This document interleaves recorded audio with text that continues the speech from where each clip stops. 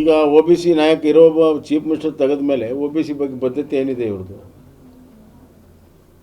ಹೀಗಾಗಿ O B C ಜನ ಯಾರು ಬೆಂಬಲ ಕೊಟ್ಟಿದ್ದರು, ವಿಶೇಷವಾಗಿ ಕರ್ನಾಟಕದಲ್ಲಿ ಅವ್ರು ಭ್ರಮ ನಿರಸನ ಆಗಿದೆ, ಆಕ್ರೋಶಗೊಂಡಿದ್ದಾರೆ.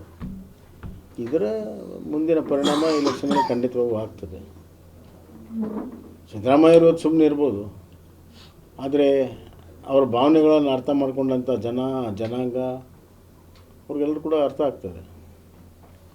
ಇದರ ಪರಿಣಾಮ ಮುಂದಿನ ದಿನಗಳಲ್ಲಿ ಆಗ್ತದೆ. ಅಹಿಂದ ನಾಯಕರೇ ಅವರ ವೋಟ್ ಬ್ಯಾಂಕ್ ಆಗಿದ್ದು ಒಂದು ದೊಡ್ಡ ಶಕ್ತಿಯಾಗಿ ರಾಜ್ಯದಲ್ಲಿ ಅಧಿಕಾರಕ್ಕೆ ಬರುವಂಥ ಪರಿಸ್ಥಿತಿ ಆಯಿತು. ಈಗ ಅದೇ ನಾಯಕನಿಗೆ ಒತ್ತಡದಿಂದ ಇಳಿಸಿದ್ರು ಅನ್ನುವಂಥ ಚರ್ಚೆ ಕೂಡ ನಡೀತಾ ಇದೆ. ಇದು ಬಿಜೆಪಿಗೆ ಎಷ್ಟು ಪ್ಲಸ್ ಆಗುತ್ತೆ ಸರ್? ಬಿಜೆಪಿಗೆ ಪ್ಲಸ್ ಮೈನಸ್ ಅನ್ನೋದಕ್ಕಿಂತ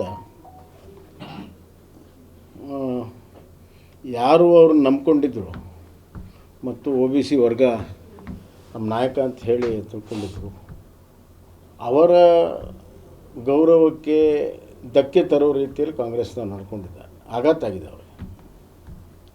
ಹೀಗಾಗಿ ಅದು ರಾಜಕೀಯ ಪರಿಣಾಮ ಖಂಡಿತವಾಗೂ ಆಗ್ತದೆ, ಅದರಲ್ಲಿ ಎರಡನೇ ಮಾತೇ ಇಲ್ಲ. ಈಗಿನ ಕಾಲದಲ್ಲಿ ಯಾರೂ ಕೂಡ ದಡ್ರಿಲ್ಲ, ಎಲ್ಲ ವರ್ಗದವರು ಕೂಡ ಬುದ್ಧಿವಂತರಾಗಿದ್ದಾರೆ. ಎರಡನೇದಾಗಿ ಅವ್ರು ಬಿಟ್ಟರೂ ಕೂಡ ದಲಿತ ಮುಖ್ಯಮಂತ್ರಿ ಆಗ್ತಾರೆ ಅನ್ನುವಂಥದ್ದು ದಲಿತರಲ್ಲಿ ಒಂದು ಆಶಾಭಾವನೆ ಇತ್ತು, ಅದು ಕೂಡ ಆಗಿಲ್ಲ.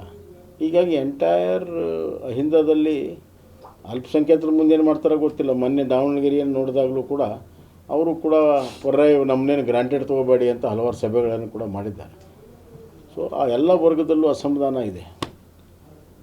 ನಾವು ನಮ್ಮ ಪಕ್ಷವನ್ನು ಇನ್ನಷ್ಟು ಬಲಿಷ್ಠ ಕಟ್ಟಿ ಸಾಮಾಜಿಕ ಸೋಷಲ್ ಇಂಜಿನಿಯರಿಂಗ್ ಅಂತ ನಾವೇನು ಕರಿತೇವೆ, ಅದನ್ನು ನಾವು ಒತ್ತನ್ನು ಕೊಟ್ಟರೆ ನಮಗೆ ಖಂಡಿತವಾಗೂ ರಾಜಕಾರಣದಲ್ಲಿ ಅದರ ಉಪಯೋಗ ಆಗ್ತದೆ, ಲಾಭ ಆಗ್ತದೆ.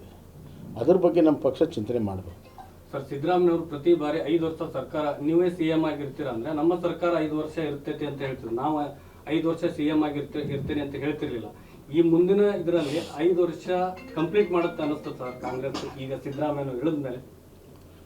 ಅಲ್ಲ, ಅದು ನಂಬರ್ ಅಂತೂ ಇದೆ ಅವರಿಗೆ. ನಂಬರ್ ನೋಡಿದಾಗ ಯಾವುದೇ ರೀತಿ ತೊಂದರೆ ಇಲ್ಲ ಅವರಿಗೆ ನನ್ನ ಪ್ರಕಾರ.